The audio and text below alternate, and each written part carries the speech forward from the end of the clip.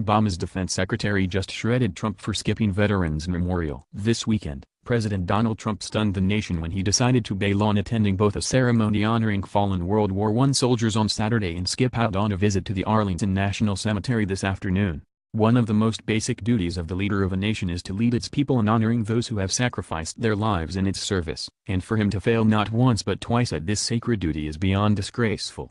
President Obama's former Secretary of Defense, the two-time Purple Heart recipient and former U.S. Senator Chuck Hagel, slammed the draft-dodging Trump for failing to show up at the Aisne-Marne American Cemetery and Memorial in France, calling it an embarrassment and a letdown for our veterans. He should have gone through it to go. It was not that big a challenge or problem. It was an embarrassment. And he let down, I think, our veterans. He let down our country. And I think he sent a very wrong message to the world. He's absolutely right. While France's Emmanuel Macron and Germany's Angela Merkel held a similar ceremony in Compiègne and celebrated the unity that now binds Europe together, our president was alone in his hotel room, likely watching Fox News and tweeting.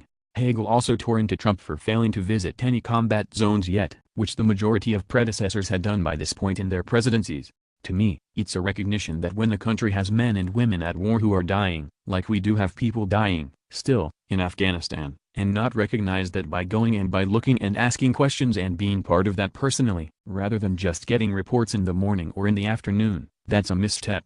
But I think it's bigger than just a misstep. I think it's a failure of an obligation, of a basic obligation of a commander-in-chief. He's commander-in-chief of our forces, and not to go to a war zone where we have men and women dying. That's just wrong. CNN Newsroom tweet. At CNN's room, it was an embarrassment, says former Defense Secretary Chuck Hagel about Trump skipping the veterans event. He let down our veterans. He let down our country.